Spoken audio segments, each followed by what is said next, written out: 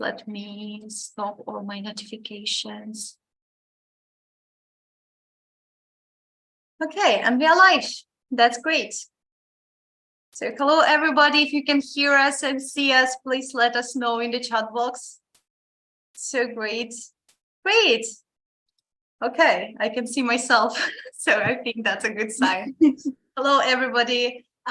So welcome to our monthly teacher development webinar. That's so great to see everybody joining us today. And I saw that more than 100 people were waiting for us to go live. That's great. So today we are going to talk about dealing with students' attitude in the classroom. And I hope that you will find this topic very useful because many teachers from Novakid actually requested this topic to be discussed during the webinar.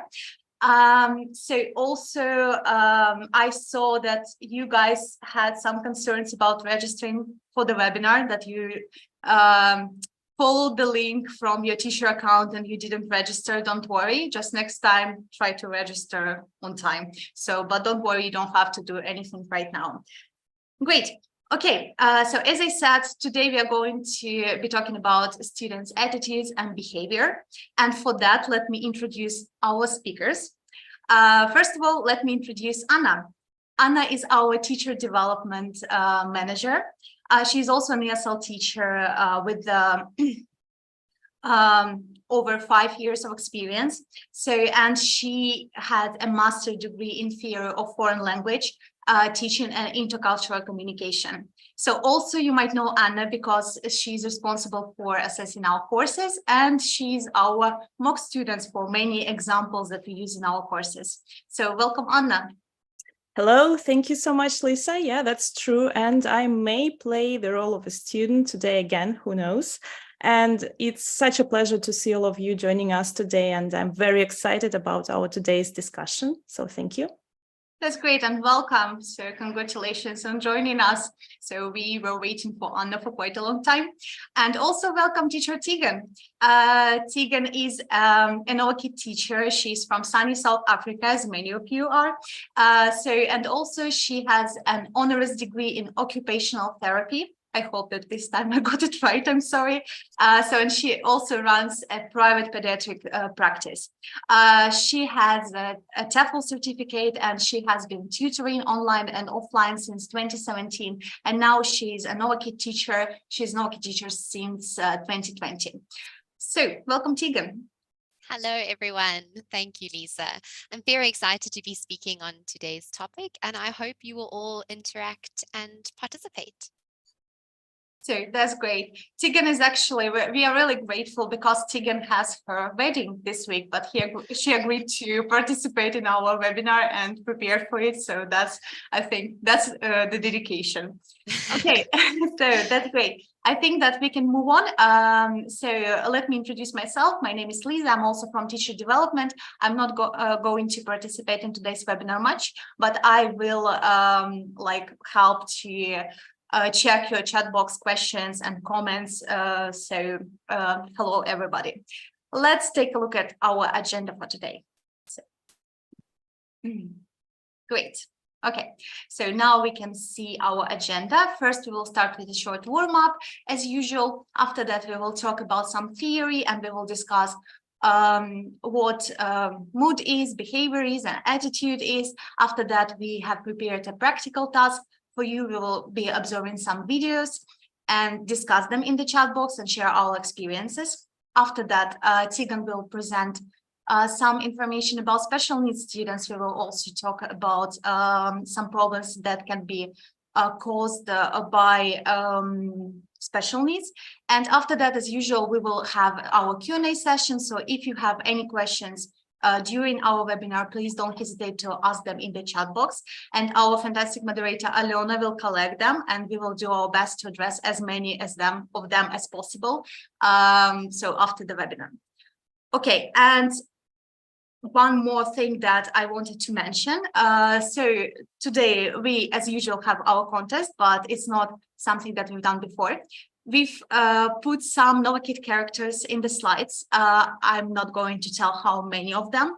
So please try to spot all of them who you know. And then in the feedback form after the webinar, please mention them. And the first 3 participants who will get all the characters right will win this contest. So basically, but don't put your answers in the chat box. Please wait for the feedback form.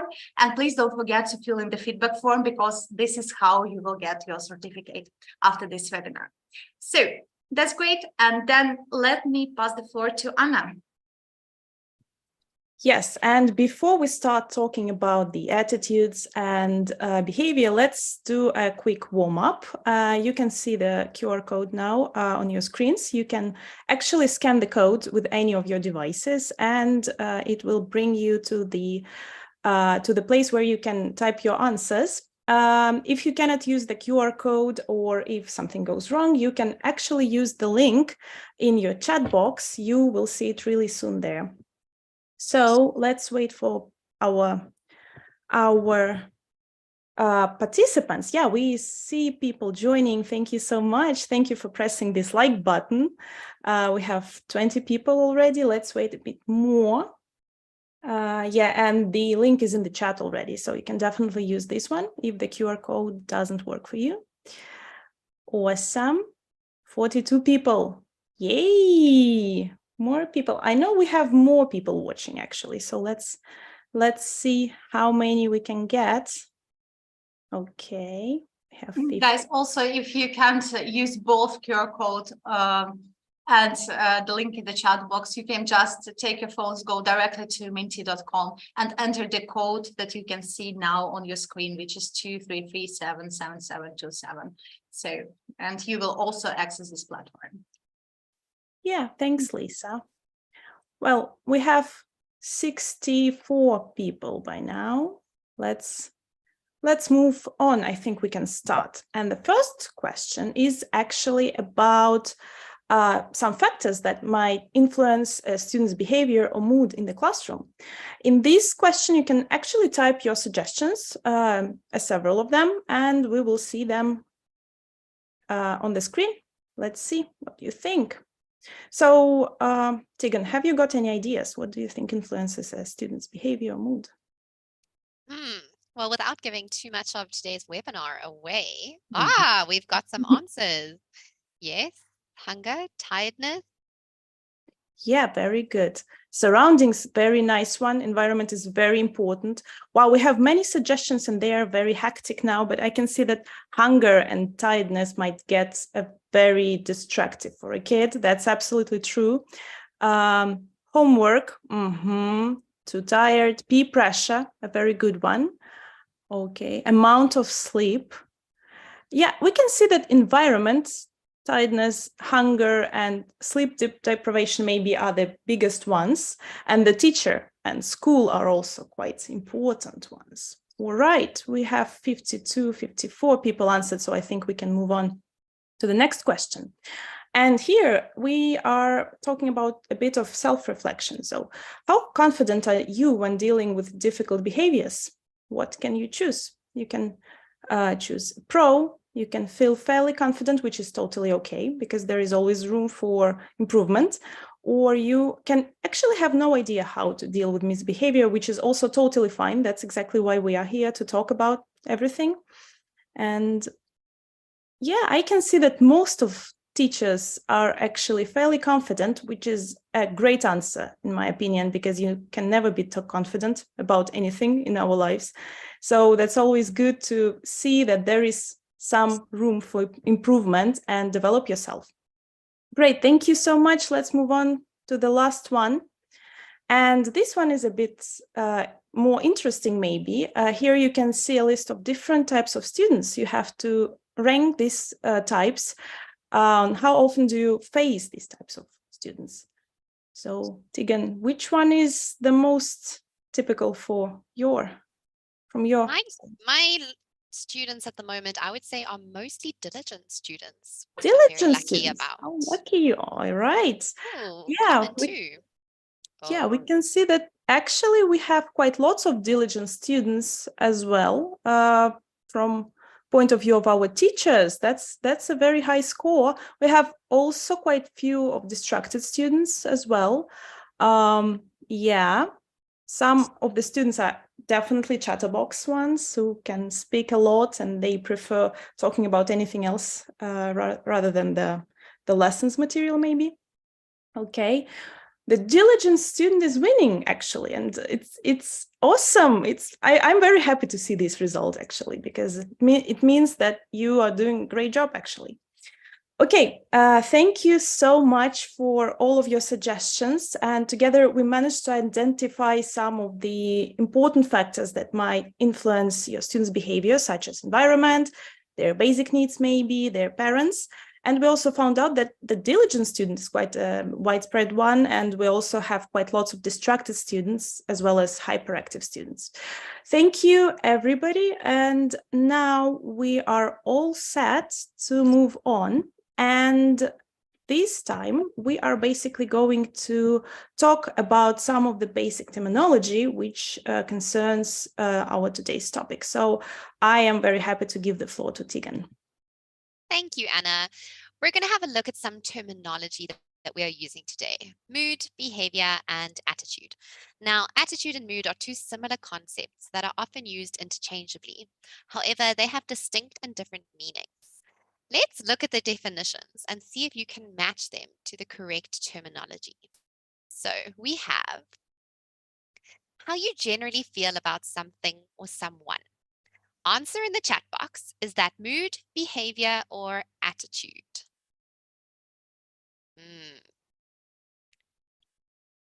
Who's going to be the first to answer? Ah, Michelle, mood. Yes. Good try. Okay. Okay. Ah, we've got an attitude. Okay, Aiton. Yes, it's attitude. So attitude can be based on your beliefs or experiences. For example, a student has had a negative experience with a teacher who was too strict, not playful enough, boring. The student therefore has a poor attitude towards learning as it hasn't been fun in the past. Over a few lessons, the teacher is able to change the student's attitude by making the lessons fun and engaging. Right, now our next one, how you feel right now in the moment. Is that mood or behavior? Anyone?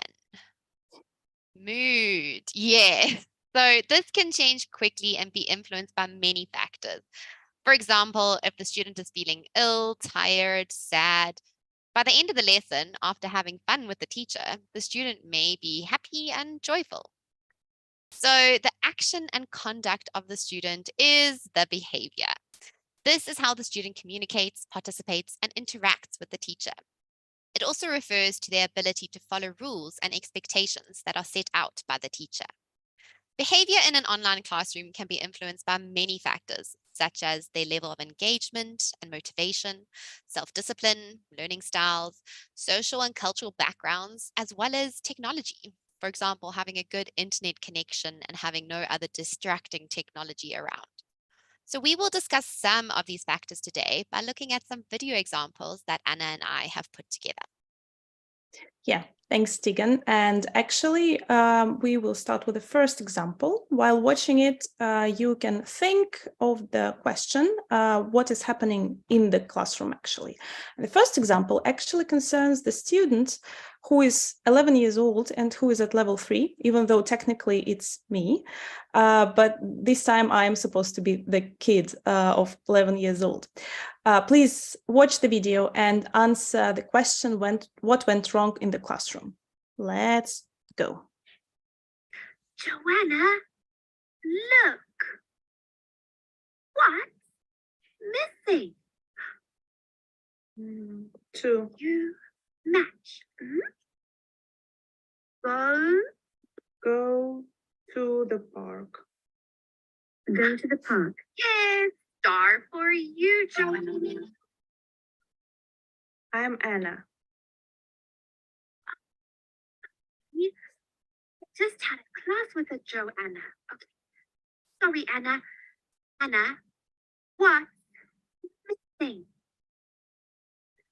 Go do a walk. Go do a walk. Mr. Lion, go do a walk. Go for a walk. For a walk. Go for a walk. Yes, good job, Joanna.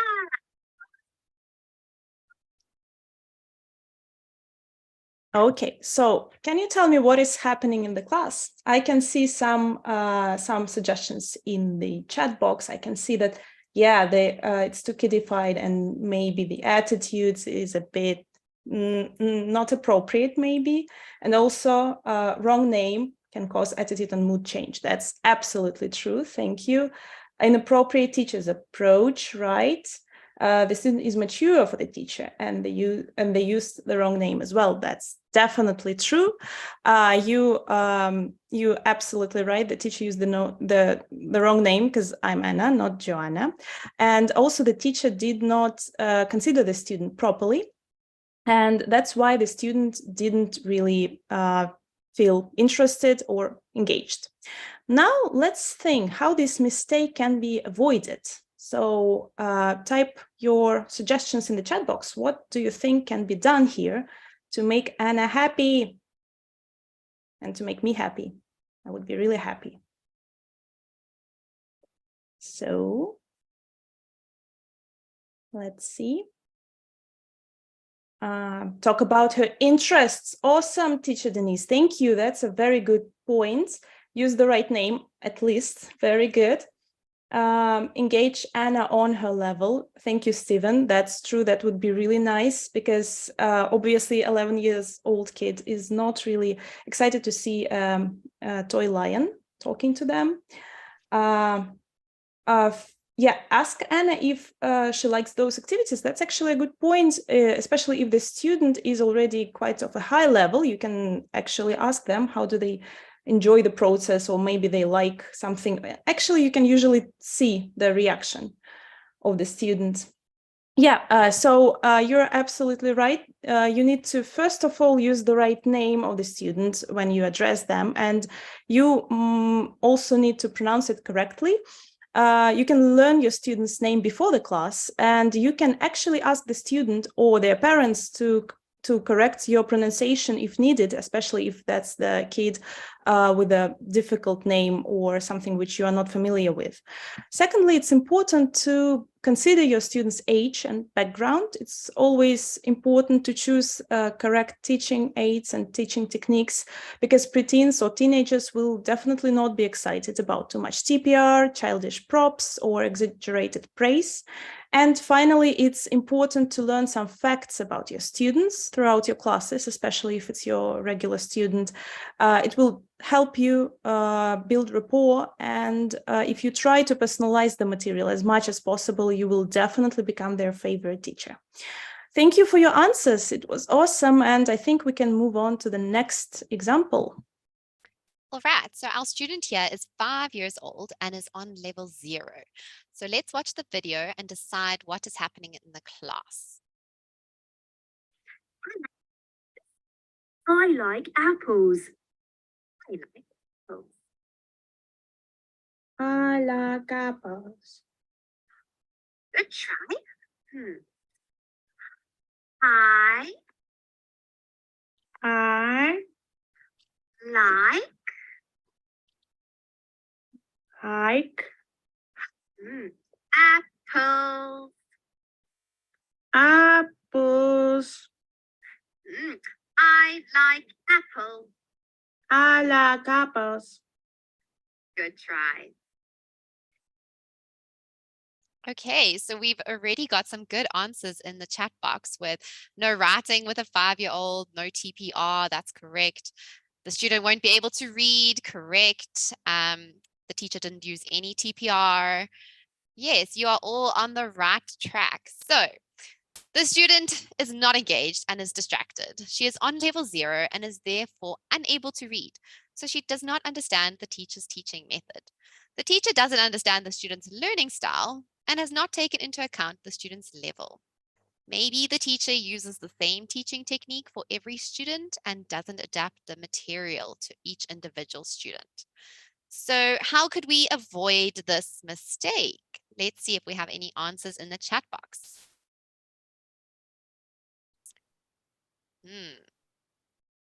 Use realia, yes. Okay, props, definitely. More TPR, yes. Yes, definitely. So TPR, most definitely. The teacher needs to use an individualized approach. Observe the student and notice what types of information work better for the student. It's okay to take some time to figure out the child's learning style. Maybe try different techniques to figure out what's best for that particular student. Do they feel comfortable listening all the time? Do they have enough appropriate visual support? Do they maybe need movement breaks? We need to remember that what works for one student might not work for another. So yes, visuals, TPR, you are all on the right track. Good job. Thank you for your answers. Now let's watch a better example with our same 5-year-old student. Anna, listen, I like apples. I like apples. I like apples. Good. I like apples. Yes, good job, Anna. Okay, so why was this a better example? Do we have any answers? I liked, while we are waiting for the answers, I liked one response to the previous question, like how we can we avoid that. And somebody, I don't remember who, I'm sorry, said that this is where your lion toy would be appropriate. Exactly, yes, the props. So yes, everyone is saying TPR, props are effective, the student is fully engaged and interacting, good use of gestures and flashcards, exactly. So the teacher used an age-appropriate approach here and acknowledged the student's learning style, which is so important when we are teaching. So thank you for your answers, everyone. Let's go to our next example. Yeah, and the next one is basically the student who is 7 years old and who is currently at level 1. Your task is actually to identify whether the class went well, and if yes, why? Let's watch the example.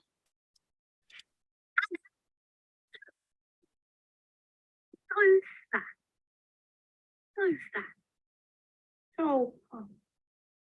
Yes. Mirror. Where's the mirror? You match.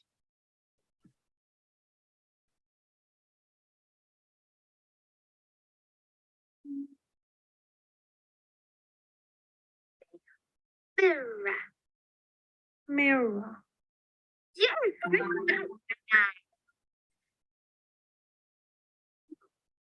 Where's people?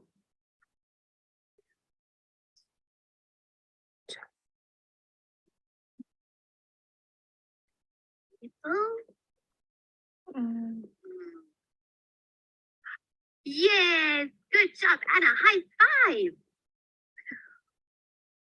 Yes.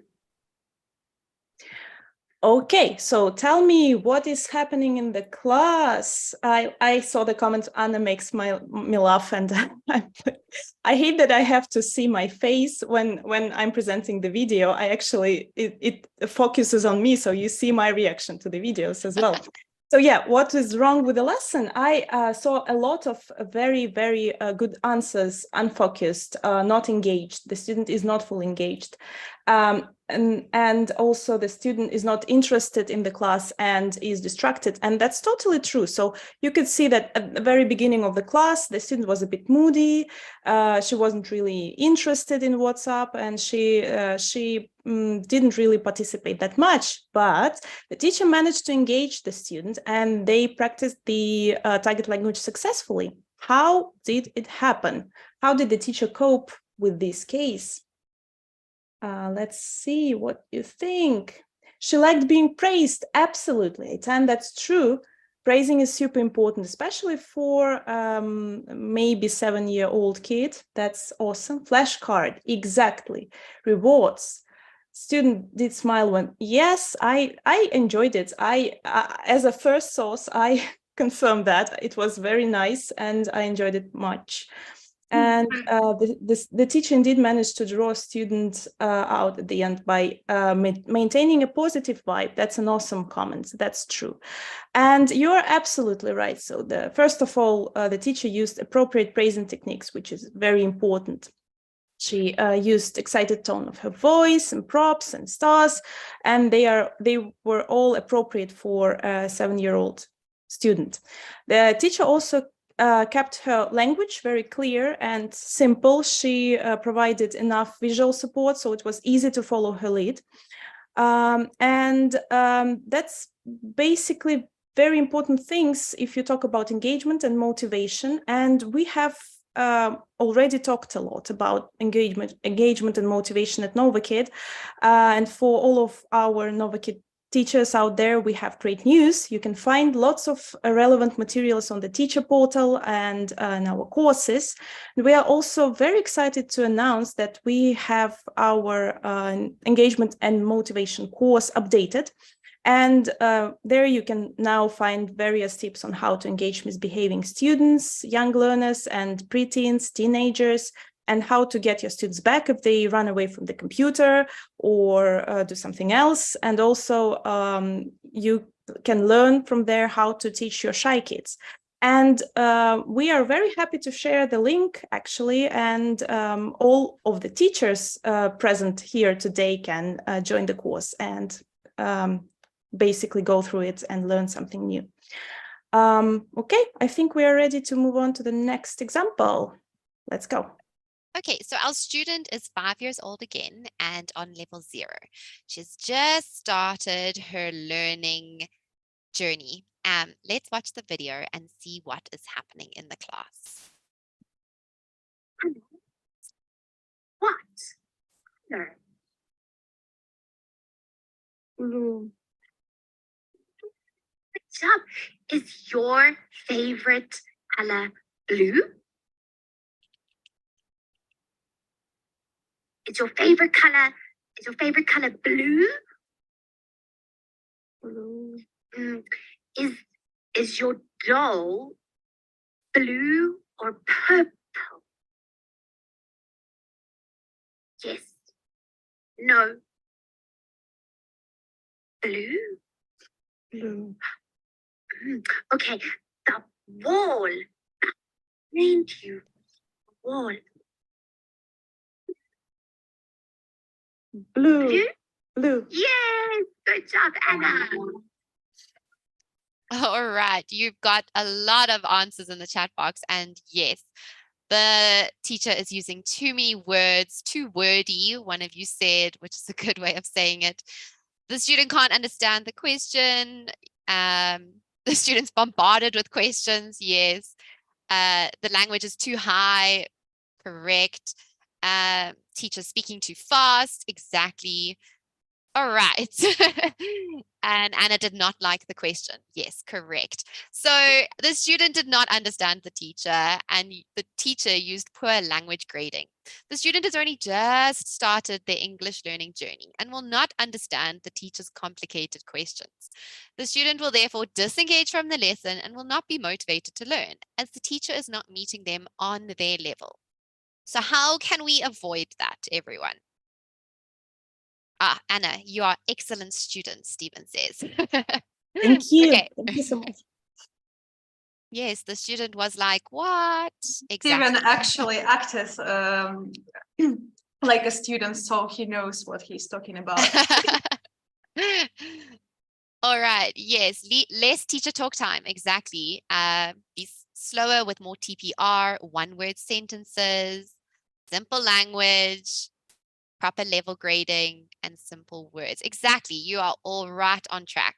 So keep your language simple. Ask simple CCQs to see if the student understands the concept. So for example, the teacher could have done, is it blue? Yes or no. All right, let's go on to our last example. Yeah, and here we have our last student. She is a trial student who is 6 years old. And let's check how their first lesson at Novakid goes. Let's go. Bat. Mm, Bat. Yes, good job. Now, what's your favorite toy? My favorite toy is teddy bear. It's brown and fluffy and big. Ooh, I show. yeah. I show. Wow, very nice teddy bear. What's its name? Its name is Misha. Misha? Yes. Anna, let's read. Mm, moth can be fat. Great. Ride on a Train. train. Yes, very good, Anna. Look. Happy. Okay, very good. So you seem to know already what's happening in the class and what was the issue that the teacher solved brilliantly. So yeah, the level is the issue actually, and the student can read sentences with less help. Absolutely. Yeah, cute students, can't really argue here, to be honest. Yeah, that's absolutely true. Thank you. Solved level, need for level adjustment. That's exactly what it is. And the teacher immediately adapted her language and teaching technique and proceeded in changing the level. That's true. So basically, as we saw and noticed, the student has some prior knowledge. So she managed to answer the questions, some extra questions. She could actually speak full sentences with some minor mistakes, but she handled the conversation, and level adjustment was definitely needed there. And how did the teacher cope with the situation? How did she help the students enjoy the class actually? Because again, as a first source, I can tell you that the student enjoyed the class a lot. Yes, level was adjusted. Very good. It was an excellent example. I agree. What The else? transition was perfect. Somebody mentioned before, it's also very important. Yeah, Stephen, exactly. She expanded the topic, which is true. Immediate correction, follow-up questions, exactly. The teacher showed that she's interested in what the student is saying. Brilliant. So she asked me about the toy, and that sometimes can really help you a lot. Well, so exactly, the teacher adapts the material and expands the material well by asking extra questions about her toys and about the toy's name. And the teacher also provides a very smooth transition between the levels. So you cannot even notice that the level is changed. It all goes naturally in a second. So that's basically perfect. And the teacher also checked the student's prior knowledge before keeping her at level 2. She checked whether Anna can read, and she actually can, so that's why she stayed with level 2. And now the student will definitely get enough challenge during her classes and will develop her language skills successfully. And if the teacher continues to personalize the material, she will also probably become her favorite one. So let's move on to the next topic that we have for today. Okay, so our final factor that can impact on students' attitudes and behaviors that we are going to be talking about today are students who have special needs. So as an occupational therapist, I have a passion for helping children with special needs. Now, special needs is a topic that can be a whole other webinar on its own. There has already been a webinar with ESL teacher and speech therapist, Catherine. We will send a link to that in the chat box now. We are just going to touch on special needs today and how it can impact children's attitudes and behavior.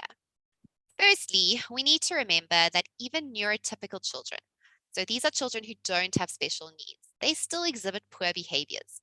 This could be showing you the middle finger, swearing, running off, saying goodbye at the beginning of the class, counting minutes until the end of the class, covering the camera, being rude to the teacher. The list goes on and on. Developmentally, though, the ability of a child to be able to control their own attitudes and behaviors is a complex process that gradually occurs over time. I'm sure you can all agree that even as adults, we sometimes have a difficult time controlling our own attitudes and behaviors. For example, road rage, waiting in a long line or queue, when your favorite ice cream is sold out, when they don't have your size in your favorite dress. Do any of these examples sound familiar? I'm sure that some of them do. One important milestone in this complex process is the development of self-regulation. This is the ability to manage one's own thoughts, emotions, and behavior in order to achieve a desired goal, such as listening and engaging in a lesson. Children only begin to develop these skills between the ages of 2 and 5 years. Now, if we think about neurodiverse children, so these are children who have neurological differences, such as being on the autism spectrum, ADHD, dyslexia. These children may have an even more difficult time managing their ability to self-regulate. This therefore impacts on their attitudes and behaviors. Now, the prevalence of neurodiversity varies on the specific condition being considered. However, it is estimated that as many as 1 in 6 children in the United States have a developmental disability, and often children go undiagnosed. So therefore, the chances of you as a teacher teaching a child with neurodiversity is very high, and you should therefore be as prepared as possible. So let's talk about some tips. We need to remember to be patient with these children. They are trying the best that they can, and a supportive teacher who understands their difficulties can go a long way in helping to support this child's learning journey. The teacher should stay calm and ensure they put appropriate boundaries in place in an appropriate manner. If the Novakid team has any information regarding the student's difficulties, they will contact the teacher so that the teacher can prepare appropriately. Due to the fact that it may be more difficult for these children to progress, they may lack the confidence in their skills, which may result in a lack of motivation to learn. So try and focus on achieving baby steps so that the child achieves some form of progress in each lesson. Remember that it is okay to adapt the material to the child's specific needs. For example, if the child is having a meltdown and will not come and sit down for their lesson, switch the lesson up. Sing songs, dance, use puppets, toys, and work on basic vocab that the child has already learned. Then set the lesson to redo. You would rather have the child have a positive learning experience so that they are more motivated to return for their next lesson than be shouted at by the teacher for the whole lesson and never want to learn English again. Okay, just I wanted to add something. So here, we do know that sometimes there are some situations with your students when you actually sometimes don't know what to do. Sometimes the students are very rude, or something inappropriate happens in the classroom. I hope that all Novakid teachers know what to do in this case. So if you see that your student is in danger, or if they're showing some nudity or anything inappropriate, you should immediately stop the class, contact support, and never take any screenshots for your and your students' safety, informational safety. So, and I'm sure that if you work for a different ESL company, that you have a policy on what to do in such cases, because unfortunately we work online and sometimes we don't have a direct way of preventing some issues. So, and it's not about special needs kids, it can happen basically to any kid, as Tegan said before. So, okay, great. And so let's sum up. Yeah, so today we reviewed a few classes of successful as well as poor students' attitudes management, and you were brilliant at sharing your thoughts and providing your answers even before the question was asked, which is awesome, and thank you for all of your insights and experiences that you share. All the cases that we have watched today have something in common, and that's the necessity for teachers' knowledge of their student and material adaptation. If the teacher knows the student well and adapts the material appropriately, the student will definitely feel more confident and thus they will feel more motivated. High motivation will improve the progress of the student, and it will lead to the improvement in their behavior, which will lead to a confidence boost. And basically this will close the cycle of success.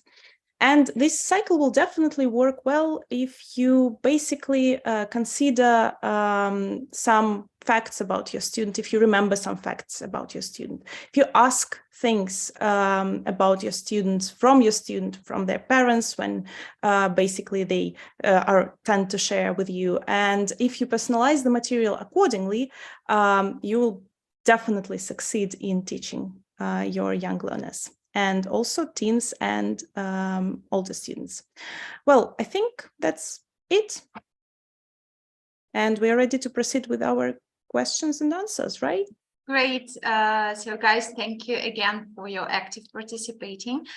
So we have managed to finish everything on time, and we still have time for our Q&A session.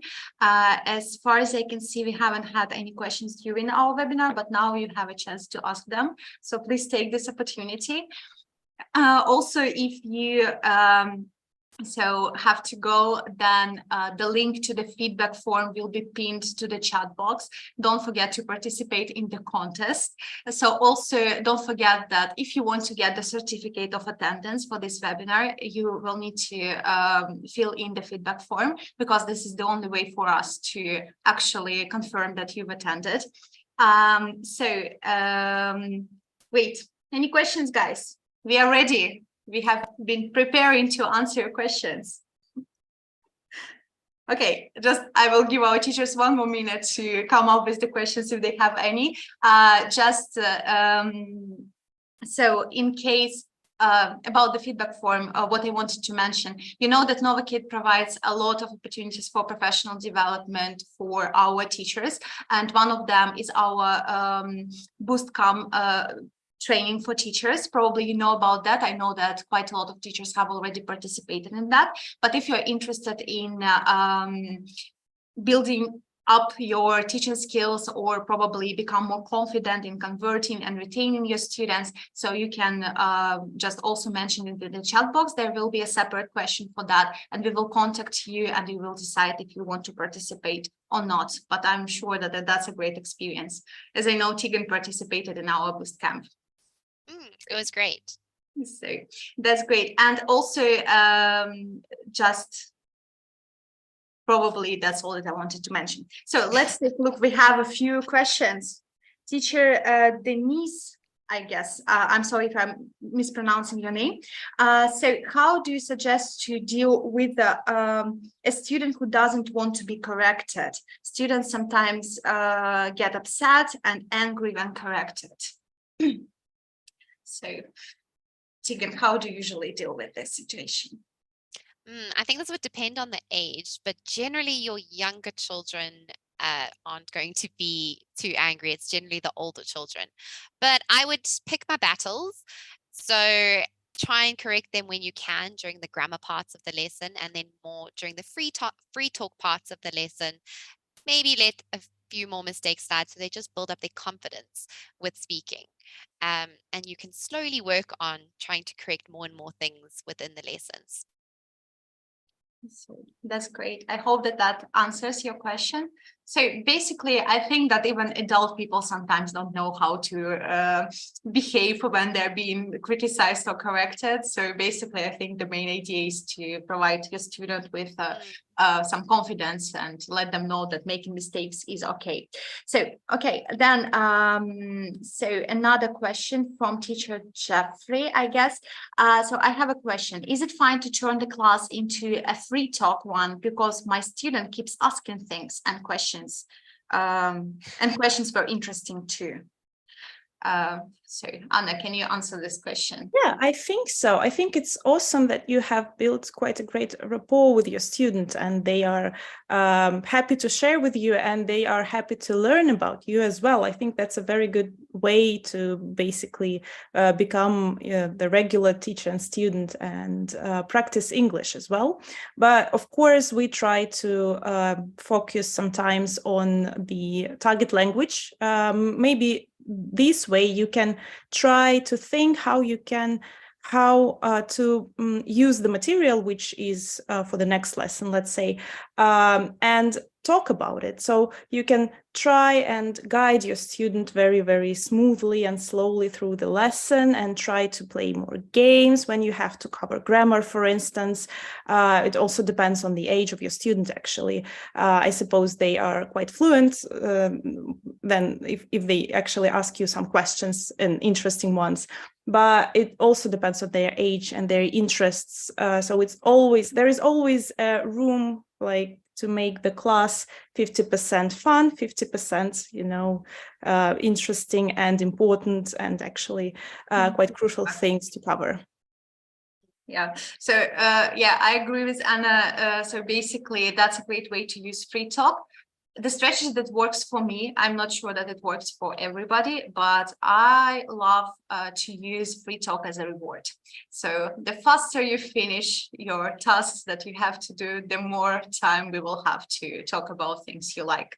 So, and basically, if you can elicit the target language, of course, it will make it even more productive. Okay, one more question. I have got a student who has some anger issues, and I guess some problems in her family. I've used all the methods I already know. How can I motivate her more? So, ladies, who wants It's to a answer tricky this? one without knowing the age. But I would say if it's a young student, I would say go to the songs and props and try and make the lesson as fun and try and get her as distracted from her family issues as possible. So engrossed in your lesson by using props and songs, and so she's not thinking about why she's angry and the family problems. Anna, what would you say? Yeah, I totally agree. And if we talk about someone older, you probably are good to ask some not personal questions, definitely not, but some questions like, how are you doing? Maybe focus on the student's mood a bit more, try to show empathy and show your involvement. And you can even try to show the kid that you're their friend, that you are here and you're really happy to be with them and to basically have the class with them. And if they even ever get anything to talk about, any interest, really focus on that to help them feel maybe a bit distracted from their problems, as Tegan mentioned. Yeah. I was a student who got angry all the time. So I can say that don't react. So the worst thing that you can do is to become as angry as the student. So then you will fuel this, energy, this negative energy. So try to put your emotions on the shelf, and all the other pieces of advice are valid. So basically use your class as a safe space to distract your student. That's something that can really help. So, okay, Jane asks, what do you suggest about a student who is 7 years old and keeps writing on the lesson, which I had to turn off the pen, doesn't even want to continue with the lesson. So apparently if the pen is off. So. Well, I think there is a good way to use it as a reward, maybe each 10 minutes or when they complete the task, you can give them 15 seconds to write on the board and draw anything they would like to do and to draw, and also provide them, but set your boundaries there, so you both can understand when it's possible to do so and when you should basically focus on the material. And I have some young kiddies who they don't like the pen tool to be turned off. So as long as they have access to the pen tool, they're okay. So they want to be circling at the same time that I'm circling. So as long as we are all on the same page and they're not trying to scribble out the whole lesson or draw funny faces, then I let that be because they're still engaged with the lesson. True. So thank you. Then I think that we will answer 2 more questions. Okay. Abby asks, that's actually a good question. How to deal with a student that becomes too friendly and instead wants to talk about private things by changing the subject every time? So have you ever encountered such a student? I have. I don't know what they're referring to. Are they meaning it's inappropriate, or is it No, I questions they think that can talk about? it's about some, I don't know, events from their life instead of talking about the lesson subject. So they are talking about something that happens to them, just unrelated topics. I definitely had this with an older student who wants to tell me all about her school dramas and the Mhm. friends at school. So with an older student, it's quite easy to say, yes, we're going to keep that for the end of the class. So once we get through all of this, I would love to hear about everything that's happening at school, but we have to get through the material first. So I would say putting that boundary in place, and so they have an opportunity, but you have to get through the work first. So yeah, and it's like also try to be polite because also this is about the balance and empathy, because if you just abrupt a student and stop them from talking about the things that they definitely consider important, so you will lose their trust. But of course, setting boundaries, and when your student knows what comes after what, that after you actually finish the boring part, so you can spend some time on talking, so that would be great. Okay, and the last question for today, I can see all of your questions, but we are running out of time. So how to manage a student 8 years old who doesn't stay still? He changes location, keeps on standing up almost every 3 minutes. Okay, what's wrong with standing up? Can you still see the child when they are standing up? Let them stand. If they can move their camera so that you can see them, they don't have to be seated to have the English lesson. They can be standing. So this child probably just needs more movement input than an ordinary student. So let them have that movement input. Play games. Let them count to 10 by jumping 10 times. There's ways you could incorporate it. But I wouldn't force that child to sit down if they are concentrating and engaging in the lesson whilst standing. Yeah, that's very Yeah. well.